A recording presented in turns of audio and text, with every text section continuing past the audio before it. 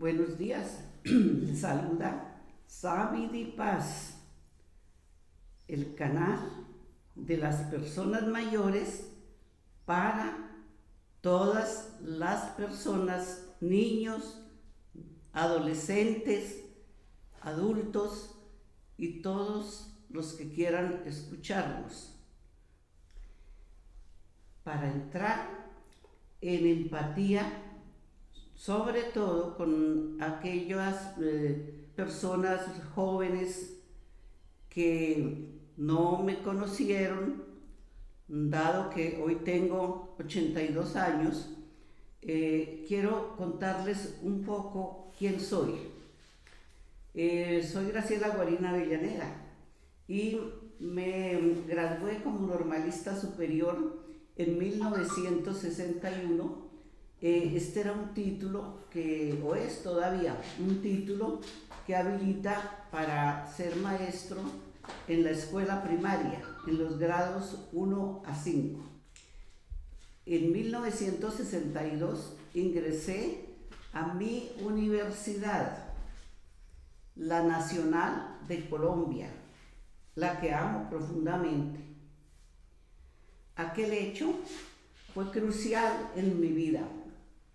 Me topé con un mundo que yo desconocía por completo. El choque vivencial fue tormentoso, pero de él salí como el ave fénix y tuve como maestros, insignes maestros, a Camilo Torres Restrepo, a Orlando Falsborda, a Rafael Bernal Jiménez, a Valentín Van Arken, a Alberto Miramón, una eminencia, Eduardo Umaña Luna, a Campo Elías Márquez y un rector como Gerardo Molina, entre otros. Perdón. Gracias a toda esa formación humanística, en donde igual leí algo del Capital de Marx, sería pretencioso decir que lo leí todo, y de la doctrina de San Agustín, sus cartas a los Efesios, por ejemplo, pronto supe que mi patria era un país analfabeto, según el informe de la UNESCO de aquella época, y que yo, a pesar de provenir de un hogar con escasísimos recursos económicos, era una privilegiada. Directivos y maestros de la época habían dado vida a la Facultad de Educación con la idea de elevar a nivel de profesión la formación de los maestros que hasta entonces, con excepción hecha de Bogotá, eran considerados elementos de manejo parroquial y politiquero. Pronto me vinculé a la naciente organización Consejo Interfacultades para el Desarrollo de la Comunidad, y más rápido de lo que pensé, en compañía de otros estudiantes líderes, me encontré bajo un área semiselvática en donde hoy es el Alto Chicó, y en donde, desgarrados de alma y cuerpo, se escondían los desplazados de la violencia liberal y conservadora, o mejor, chulavita y cachiporra. Allí, bajo la lluvia ensordecedora y protegida por tejas de zinc, me inicié como alfabetizadora de esos seres que no se creían capaces ni dignos de aprender a leer. Mi labor más ardua, convencerlos de que sí eran capaces. Y cuando el milagro ocurrió, las emociones eran intensísimas. Brotaban risas, llantos, abrazos, historias. Aquello fue una celebración hermosa. En 1963 fui elegida candidata de mi facultad para representar a mis colegas ante el Consejo Superior de la universidad. Un traspié en mi vida personal me lo impidió.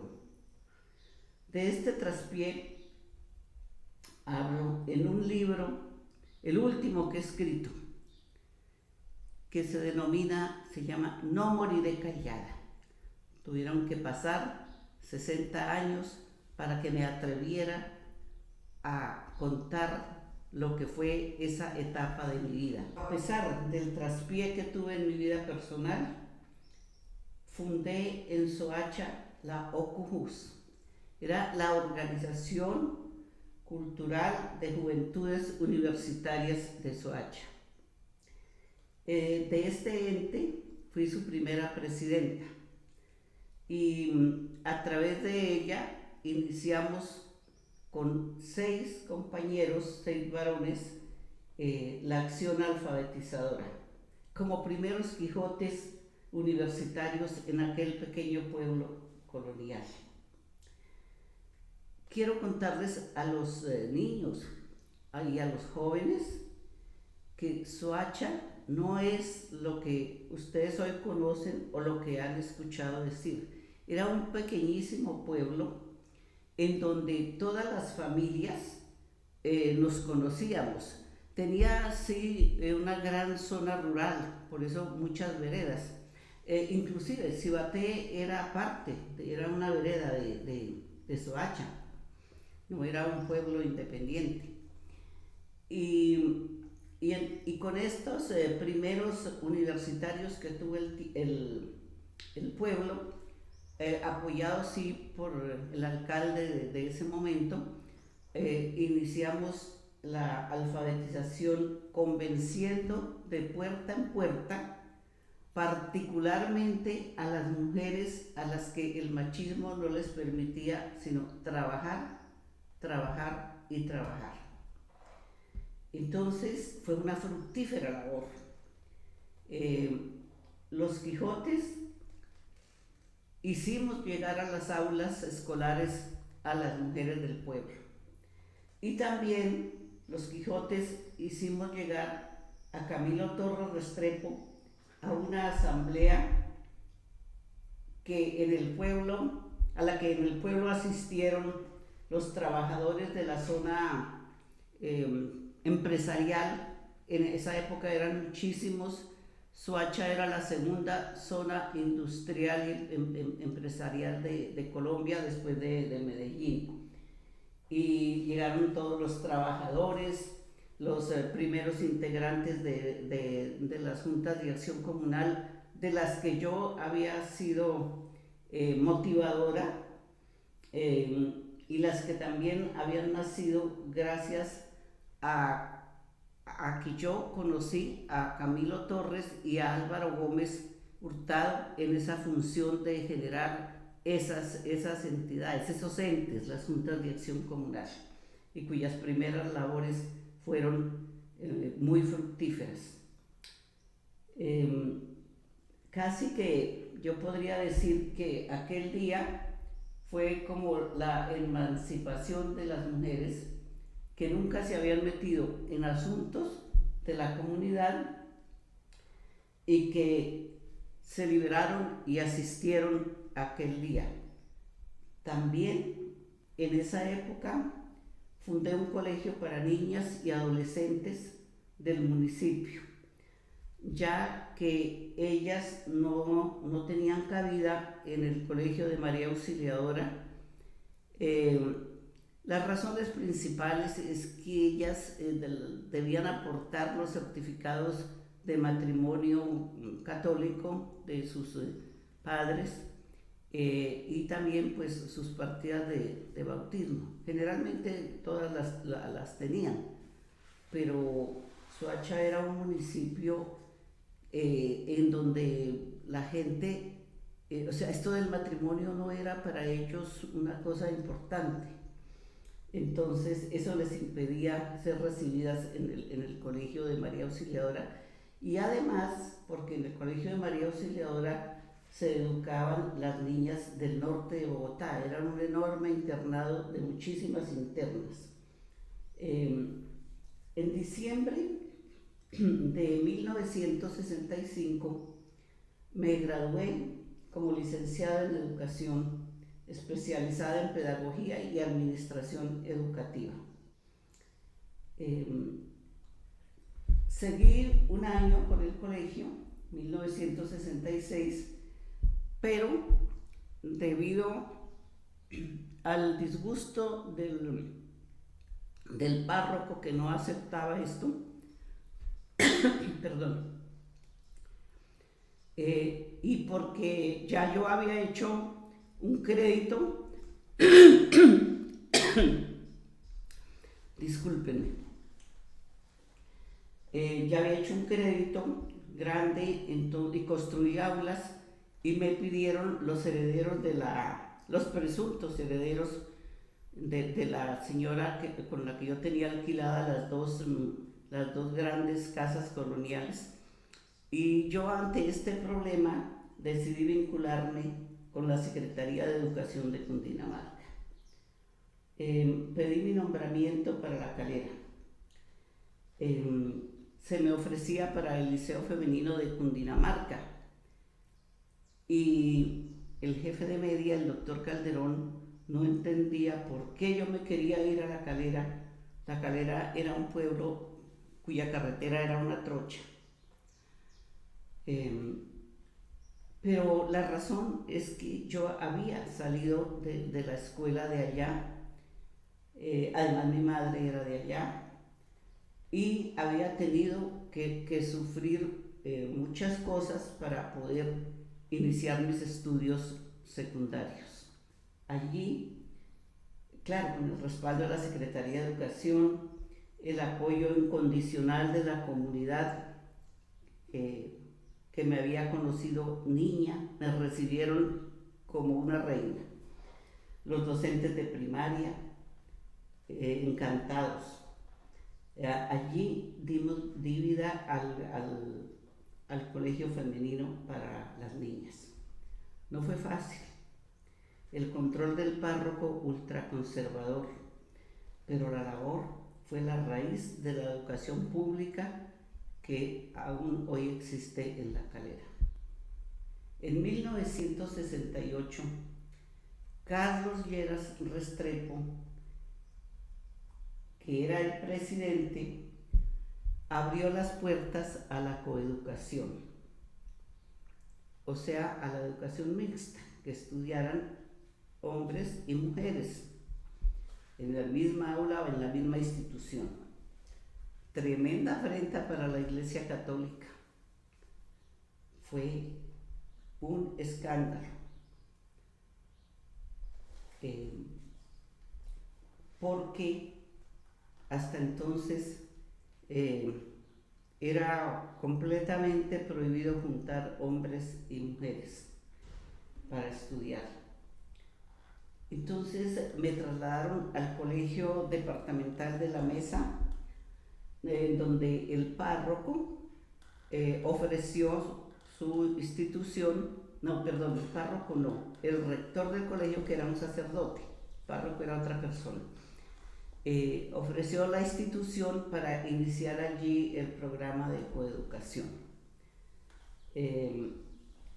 Y bueno, pues fui a empezar esta labor con 6 niñas, que en medio de 800 alumnos internos, varones, pues eran como un mosco en leche. Yo también fui un mosco en leche, la primera mujer docente en un colegio en donde todos los docentes eran varones. Mi mundo interior bullía. Para mi suerte, en 1969 volví a mi universidad, con miras a abrir los INEL, y gracias a un convenio interinstitucional me especialicé en consejería, que para entonces comprendía orientación vocacional, orientación psicológica y orientación profesional. No solo me destaqué como alumna, sino que hice méritos, entre tanto, en la Secretaría de Educación de Cundinamarca, por lo que no me fui a trabajar a los CINEN. Me quedé en Cundinamarca y como el que busca encuentra, pronto logré la autorización para abrir un proceso piloto de orientación profesional en un colegio de Madrid, Cundinamarca, claro. Planear, ejecutar por primera vez un concurso para vincular a los maestros que acababan de graduarse en las normales. Ese proyecto fue hermoso, pero me generó terribles persecuciones. Se me vino el mundo politiquero encima. Los nombramientos hasta entonces se hacían con las listas del Partido Liberal, las del Partido Conservador, los diputados, básicamente, y pues ya podrán imaginarse el rollo que se me armó allí. Los recién graduados o tenían que someterse a las pretensiones electoreras de los diputados y de los partidos liberales y conservadores, o no los nombraban, o si nombraban a alguno lo mandaban a donde nadie quería irse, sin ninguna condición. Pero Cundinamarca también tenía cerca de 1200 maestros sin ninguna base, sin ninguna formación académica, como se acostumbraba desde la época, ¿sabes? Cuando el párroco los candidatizaba. Lo importante era saber algo más que los demás, leer, escribir, saber algo de matemáticas y tener buena moral, según determinara el párroco del municipio. Entonces, con apoyo del Ministerio de Educación, formamos estos maestros, los profesionalizamos. Eran 6 jornadas vacacionales durante 3 años. Para eso me hice a los mejores licenciados que habían salido de varias universidades. Es de destacar que Bogotá era una excepción. Sus maestros ya ingresaban por concurso, y gracias a doña Julia Castro de Delgado, hay que reconocer que ella hizo una gran labor pedagógica. En 1972 se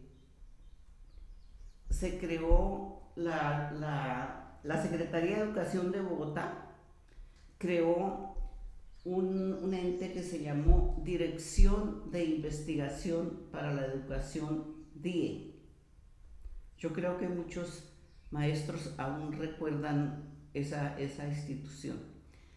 Tenía 3 divisiones. Una de ellas era la División de Capacitación y Actualización del Magisterio, al frente de la cual estuve hasta 1977.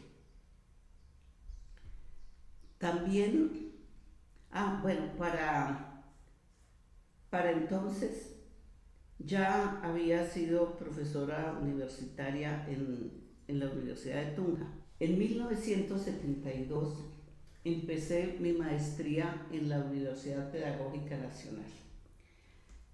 Era la primera vez que se abría una maestría para docentes en Colombia, y fue gracias a un convenio de la UNESCO con la Universidad Pedagógica que para tomar la posición que ya se le había asignado de ser la formadora de docentes, consiguió este convenio y comenzamos. Era no solo para Colombia, era para todo el área de América Central, por eso tuve compañeros de Guatemala y otros países. Fue por concurso que ingresamos allí y yo estuve muy feliz cuando vi que el número que me correspondía había salido en el periódico El Tiempo, que era el medio de comunicación más masivo para poder ingresar. Bueno, esta hoja de vida mía, que por entonces pues, no era común y corriente, hizo que el distrito me llamara también quería tenerme en la DIE, exactamente en la división de capacitación. Yo no quería perder mi carácter docente y acabé trabajando una jornada en la Secretaría de Educación de Cundinamarca y otra en la Secretaría de Educación de Bogotá. También la Universidad Pedagógica en 1973 creó el primer centro de investigación educativa y fui la primera alumna de la maestría llamada a vincularme, pero cuando lo hicieron ya fue tarde, ya tenía los compromisos adquiridos con Bogotá y Cundinamarca. No obstante, en 1974 se creó la facultad, no era facultad, era una carrera para darle algún inicio a la educación especial. Hasta entonces, quienes manejaban la educación especial lo hacían o por vocación, muchos por conseguir un puesto, un nombramiento, y propuestos por políticos de la zona. Entonces se genera esa carrera, pero a nivel nomás inicialmente de estudios intermedios, 2 años. Afortunadamente, con el paso de los días se fue logrando que se tornase en una carrera como lo hoy es la carrera para tratar niños de educación especial. Fui llamada por la universidad para trabajar y así fue como ayudé en la creación inclusive del plan de estudios que se desarrollaría, pero ya a finales de 1974 mi director de tesis de la maestría me candidatizó para una beca con la OEA. Competí y gané. No puedo dejar de contarles un hecho que fue apabullante para mí y lo cuento para que los jóvenes vean cómo era por aquella época el tema del machismo. Yo vencí con la OEA todas las pruebas, desde unas fueron hechas a través del ICETEX, pero las últimas, cuando ya en la lista quedábamos de 42, quedábamos 16, fue directamente la OEA que nos hizo el resto de pruebas. Finalmente, antes de firmar el contrato, había que pasar por psicología para ver cómo era nuestro estado emocional. Y allí me frenaron. Hubo una frase que la tengo viva en el recuerdo por lo que me llegó tan al fondo, casi como una herida. Ni siquiera el entierro de alguna si llegase a morir, o sea, no podía venir ni siquiera el entierro de alguna de mis hijas si llegase a morir. Esto hizo que mi director de tesis movió cielo y tierra, se reunió el consejo del ICETEX, etcétera, con la presencia de estos directivos de la pedagógica, y fue así como en enero de 1975 marché a México, en donde me especialicé en dirección y producción de cine, radio y televisión. Posteriormente viajé a Chile y allí se trataba de aplicar todo lo aprendido en los medios masivos de comunicación de entonces a la educación, a la formación y actualización de maestros de América Latina. Era un programa para toda América Latina. Por eso yo tuve en México compañeros de toda América Latina.